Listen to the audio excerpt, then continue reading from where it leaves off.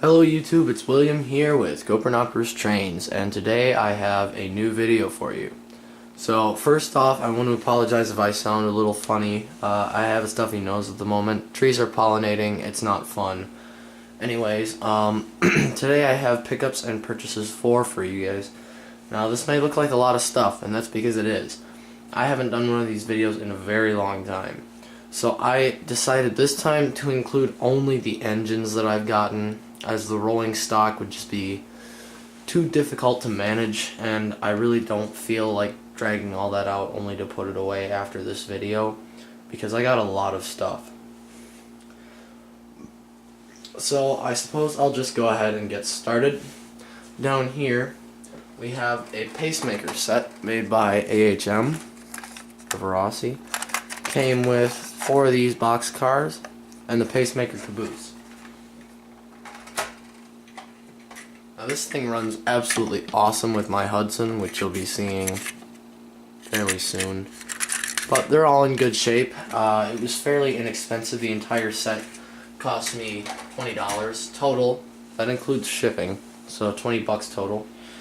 Not a bad deal. And then right over here we have a Bachman Greyhound 060 for the Union Pacific.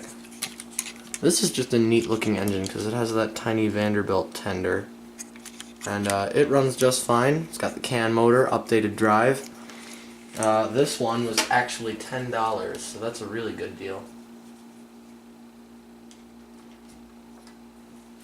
Now this next one I bought at a train show, and I'll tell you which ones they were, but I bought 3 engines there.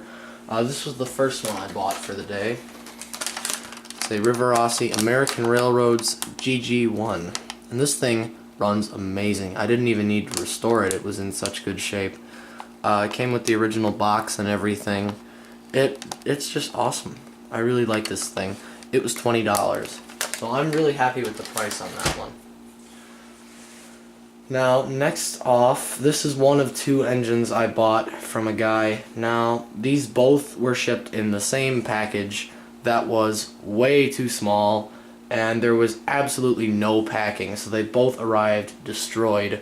I'm still working on trying to get the Atlantic back up to running condition, but fortunately I was able to get a partial refund on them. But this one is a Mantua B&O Atlantic steam locomotive. It runs, but it kind of squeaks when it goes. I'm still working on it. It's also had the decals removed from the tender. Now here's the other one, and I really like this one. It's a very interesting unit. This is a custom Rossi New Haven I-5. This is the only one like it. It's a custom locomotive, like I said. This one, the entire front piece was just destroyed. If you look really closely, you can see kind of a line there. That's where that front piece broke, and I had to put it back together. But other than that, it looks really nice. And here's the tender. It's obviously been repainted. And I believe this thing actually used to be a Blue Goose, because if you look on the front end here, you can kind of see a little tinge of blue in some areas. Especially on the inside of the tender shell. There's a lot of blue in there, so it's definitely a Blue Goose.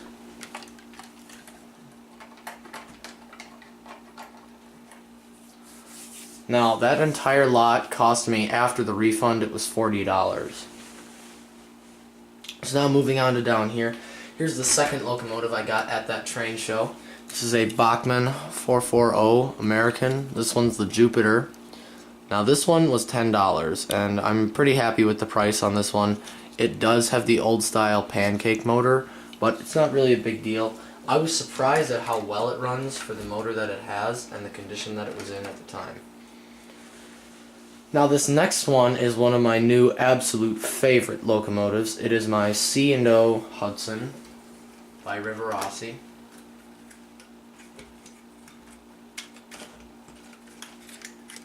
Red box model in absolutely beautiful shape. This one was fairly pricey. This one cost me $90. So this is not a cheap engine, but given how uncommon they are, and the fact that this one's a red box model and it just runs so well. This thing, when I bought it, had never been run. I was the first one to run it. Now this next engine I'm going to show you a bit out of context because it's from the same seller. This is a red box cab forward. This is the very, very late run, like back in the early 2000s. And this thing is just stunning. I mean, look at the driving gear. It's got the stars inside the axles and everything. In the front. Monkey deck is in great shape. This one had the same story. It was never run when I bought it. I was the first one to run that engine as well. And here's the tender. I'll just show you. I mean, the detail on this thing is just phenomenal. Even the tender wheels have white walls. That one was even more expensive. That one was $100. So, not a cheap engine, but I'd say it was very worth the price. So next up is one of my favorite streamlined trains. It is the New York Central's Empire State Express. Now this one is again an absolutely stunning locomotive. I love these Rivarossi streamliners. This thing also runs great. Red box model, got the skull and drivers and everything. I mean, these things are just outstanding. Gotta be real gentle with this one.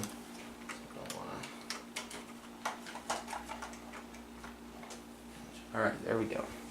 So now, next off is the... Oh, hang on. I got 4 engines at that train show. My apologies. I keep forgetting about this one. But this is my Norfolk and Western Mountain, made by IHC, number 124. And this one is a very smooth running locomotive. Looks quite handsome. It's got all the front detailing on there, which is sometimes uncommon to see. A lot of times that goes missing. But it's very smooth, it's very silent, it runs excellently, and I really like it.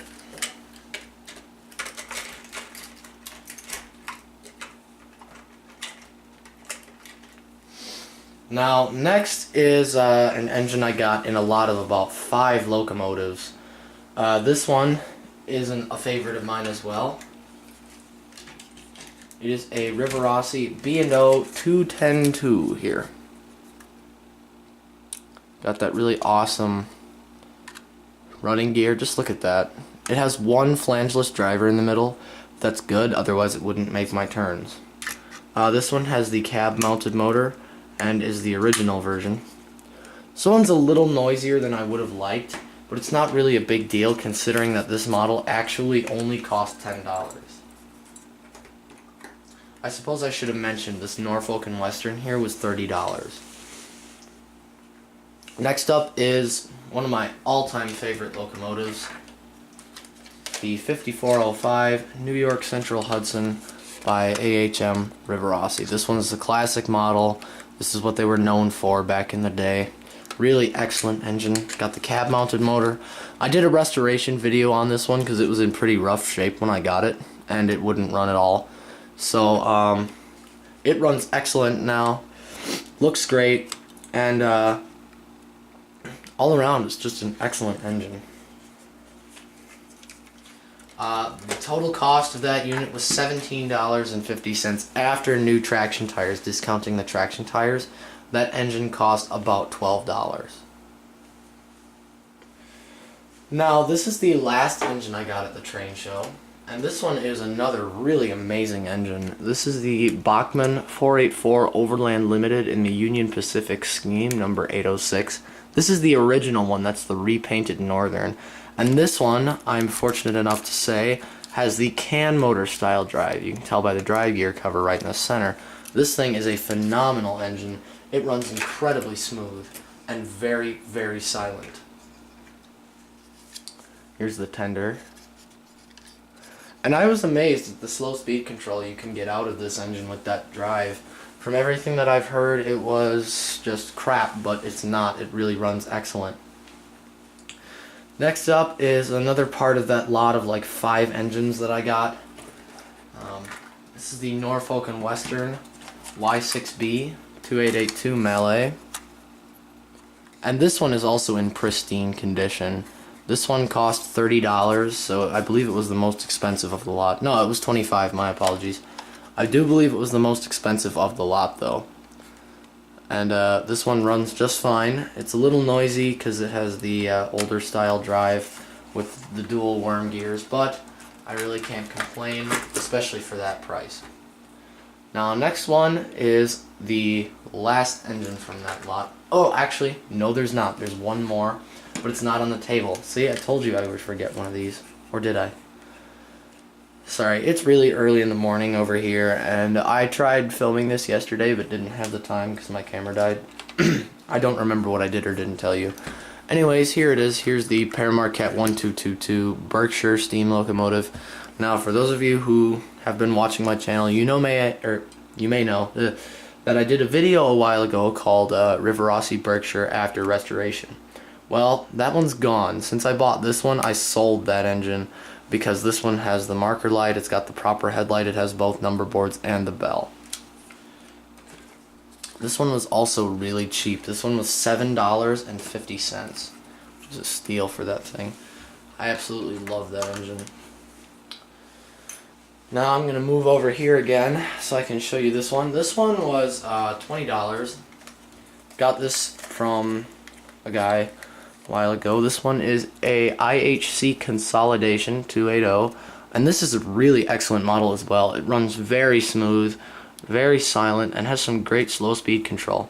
Now I originally bought this one for my brother, and he does occasionally come down here and run it because I don't quite trust him with the really expensive or rare engines yet, because he's still a little young, and he really loves this model. It's such a great engine for him to start with. Now this next one I actually built from scratch out of a bunch of spare parts models. It is what will eventually be a Southern Pacific 282 Mikado. I need to relabel the tender. This used to be a Great Northern tender that had an infrared decoder in it, but I removed the infrared decoder.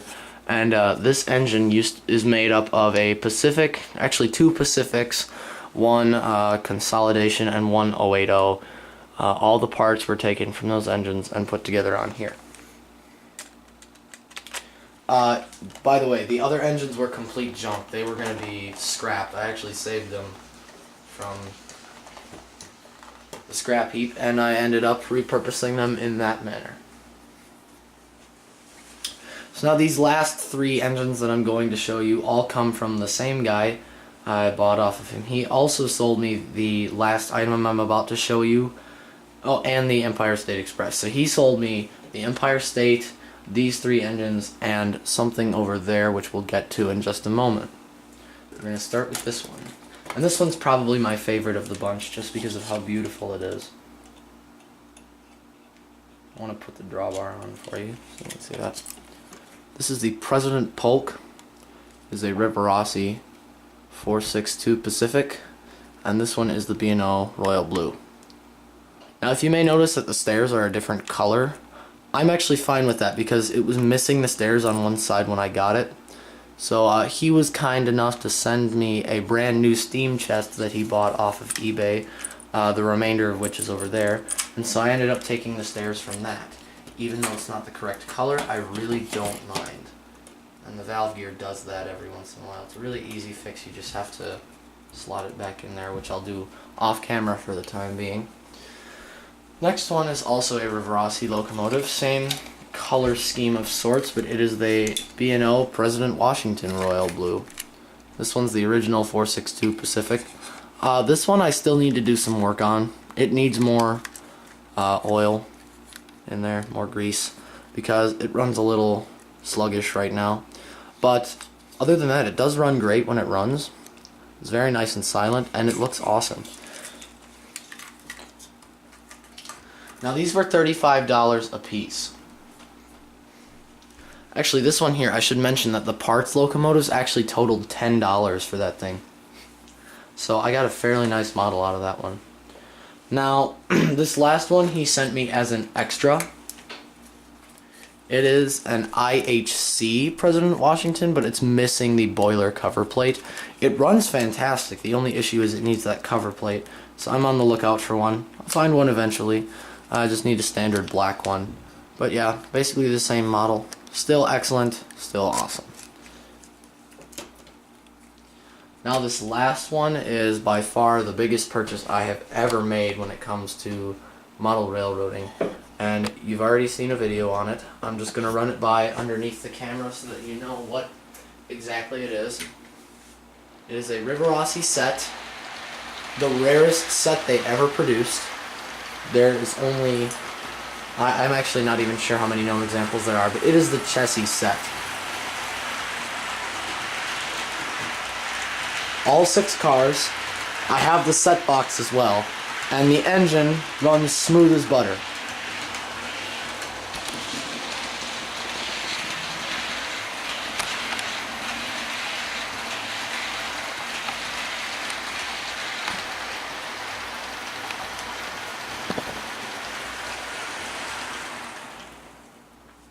And so what I'll do for now is just go ahead and dig out that engine. This may take a little bit of time because I don't remember exactly where I've put it. So excuse me for a bit. I do want to talk about something that I'll be doing fairly soon.